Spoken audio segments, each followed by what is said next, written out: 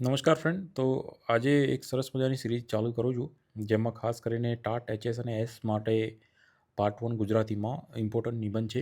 જે 5 નિબંધ હું તમને આપવાનો છે, સૌથી ઇમ્પોર્ટન્ટ છે.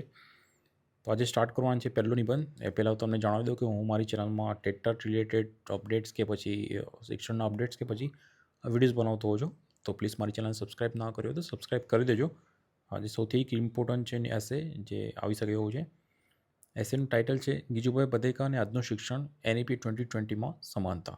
કે બંનેમાં શું સમાન છે એ વસ્તુ આજે જોવાના છે. તો તમે ખાસ કરીને આજે ધ્યાન રાખજો.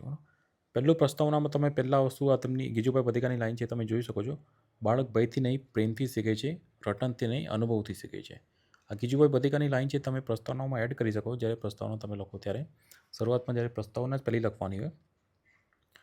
તો ગુજરાતના મહાન કિરોનિકાર ગીજુભાઈ બધેકા મોચાડી મા તરીકે પ્રખ્યાત છે. તેમણે બાળ શિક્ષણમાં ક્ષેત્રમાં ક્રાંતિકારી વિચારો રજૂ કર્યા હતા. બાળકો પ્રત્યે અપાર પ્રેમ, બાળકેન્દ્રિત શિક્ષણ, સ્વતંત્રતા, આનંદ અને પ્રવૃત્તિ દ્વારા શિક્ષણ આપવાની તેમની વિચારધારા આજે પણ એટલી પ્રસ્તુત છે. આશ્ચર્યની વાત એ છે કે ગીજુભાઈ બધેકાએ લગભગ એક સદી પહેલાં જે વિચારો રજૂ કર્યા હતા, તેમાંથી અનેક વિચારો નવી શિક્ષણ નીતિ એનઈપી 2020માં આધુનિક સ્વરૂપે જોવા મળે છે. હવે આપણે જોઈએ કે ગીજુભાઈ બધેકાની શિક્ષણ વિચારધારા શું હતી અને પછી એનઈપીની શું છે, બંનેની સમાનતા કરવાની. તો ગીજુભાઈ બધેકાની શિક્ષણ વિચારધારા. ગીજુભાઈ માનતા હતા કે બાળક એક સ્વતંત્ર વ્યક્તિત્વ છે. દરેક બાળકની પોતાની આગવી ઈચ્છા, રસ, જિજ્ઞાસા, કલ્પના શક્તિ અને ક્ષમતા હોય છે. તેથી શિક્ષણ બાળકની જરૂરિયાત અને સ્વભાવને અનુરૂપ હોવું જોઈએ. શિક્ષક બાળકમાં જ્ઞાન લાદવાને બદલે તેની અંદર રહેલી શક્તિઓને ઓળખીને તેનો વિકાસ કરવો જોઈએ. ગીજુભાઈ શિક્ષણમાં પ્રેમ અને આનંદને વિશેષ મહત્વ આપતા હતા. તેમના મતે શિક્ષણ ભય કે દંડ દ્વારા નહીં, પરંતુ પ્રેમ અને વિશ્વાસ દ્વારા આપવાનું જોઈએ.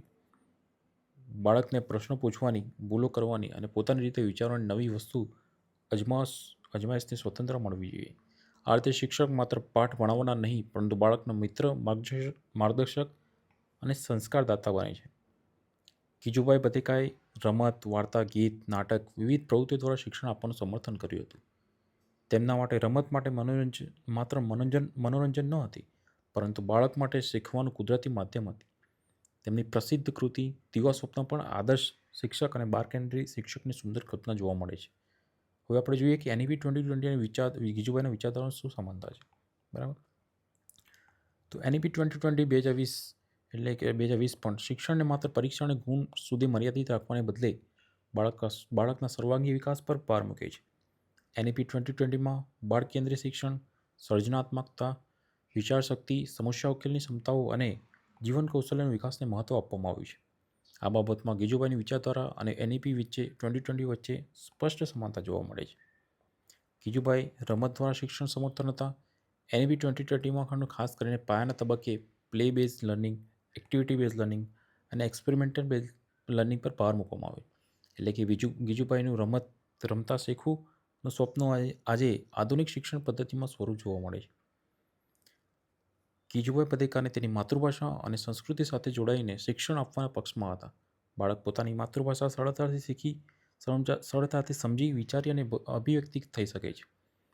એનઈપી 2020માં પણ પ્રાથમિક સ્તરે માતૃભાષા, સ્થાનિક ભાષા અથવા પ્રાદેશિક ભાષાના શિક્ષણને પ્રોત્સાહન આપે છે.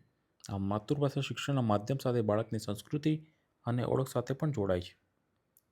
ગીજુભાઈ રટણ આધારિત શિક્ષણના વિરોધી હતા. તેઓ સમજણ, અનુભવ અને આનંદ દ્વારા શીખવા પર ભાર મૂકતા હતા.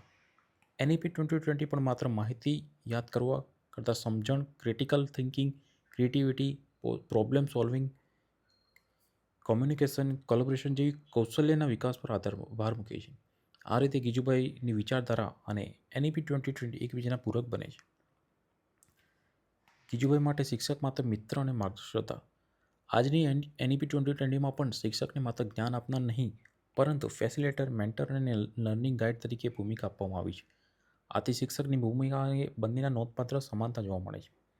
આજના સમયમાં ટેકનોલોજી અને ડિજિટલ સાધનો અને કૃત્રિમ બુદ્ધિમત્તા એટલે કે એઆઈ શિક્ષણમાં નવી શક્યતાઓ ઊભી કરી રહ્યા છે. પરંતુ ટેકનોલોજીનો ઉપયોગ માનવીય સંવેદના અને શિક્ષકના માર્ગદર્શન સાથે જરૂરી છે. ગીજુભાઈની વિચારધારા આપણને યાદ અપાવે છે કે શિક્ષણમાં બાળક તેને સાથેનો માનવીય સંબંધ, પ્રેમ અને સંવેદનાનું સ્થાન હંમેશા મહત્વનું રહેશે. શિક્ષણનું અંતિમ લક્ષ્ય માત્ર જાણકાર વ્યક્તિ બનાવવાનું નથી, પરંતુ વિચારશીલ, સંવેદનશીલ અને જવાબદાર માનવી નિર્માણ કરવાનું છે. એક છેલ્લે તમે કોટાસ તમે એડ કરી શકો છો અને લાસ્ટમાં ઉપસંહારમાં તમે લખી શકો કે અંતમાં ગીજુભાઈ પટેકાએ જે બાળ કેન્દ્રી આનંદમય પ્રવૃત્તિલક્ષી અનુભવ આધારિત અને સંસ્કારયુક્ત શિક્ષણની કલ્પના લગભગ 100 વર્ષો પહેલાં કરી હતી તે વિચારો આજે NEP 2020માં આધુનિક શૈક્ષણિક નીતિના સ્વરૂપે જોવા મળે છે. ગીજુભાઈનું સ્વપ્ન હતું કે બાળક ભયથી નહીં પરંતુ પ્રેમથી શીખે, રટણથી નહીં પણ અનુભવથી શીખે અને માત્ર પરીક્ષા માટે નહીં પરંતુ જીવન જીવવા માટે શીખે. આથી એ કહી શકાય કે ગીજુભાઈ બતિકાની મૂછાળીમાંની જે બાળ કેન્દ્રિત ભાવના અને NEP 2020ની આધુનિક શિક્ષણ દ્રષ્ટિ વચ્ચે ઊંડી સમાનતા છે. બંનેનો અંતિમ હેતુ એક જ છે, બાળકને શિક્ષણના કેન્દ્રમાં રાખીને તેનો સર્વાંગી વિકાસ દ્વારા સારા, સર્જનાત્મક અને સંવેદનશીલ જવાબદાર નાગરિક નિર્માણ કરવાનો છે. તો આ પ્રમાણે તમે આખો એક નિબંધ આમાં 500-600 શબ્દોમાં છે, પણ એટલીસ્ટ તમે 200-300 શબ્દોમાં આનો અડધો કે ચોથા ભાગનો તમે યાદ કરીને લખી શકો તો વેલ એન્ડ ગુડ. સૌથી બેસ્ટ નિબંધ છે. 200 શબ્દો 200-250 શબ્દોમાં લખશો એટલે વેલ ગુડ. 601 શબ્દોમાં છે પણ તમારે 200-250 શબ્દોમાં લખવાના એટલે તમારે સારા 1 માર્ક્સ મળી જશે. તો સૌથી ઇમ્પોર્ટન્ટ મેસેજ છે, કદાચ આવી શકે છે તો યાદ રાખજો. NEPના સંદર્ભમાં છે, શિક્ષણ સંદર્ભમાં. તો પ્લીઝ મારી ચેનલને સબસ્ક્રાઈબ કરી દો. એટલે આ રીતે જ હું તમને બીજા 5 નિબંધ, ચર્ચાપત્ર અને પત્રો પણ આપવાનો છું, જે ધીરે ધીરે મારા ચેનલમાં ફટાફટ આવી જશે આ જ વીકમાં અને તમે HSમાં અને Sમાં પણ કામ લાગી શકે. તો થેન્ક યુ સો મચ અને મિત્રો જોડે આ વિડીયો શેર કરી દેજો જેટલા બી ગ્રુપમાં હોય તમારા ફ્રેન્ડ.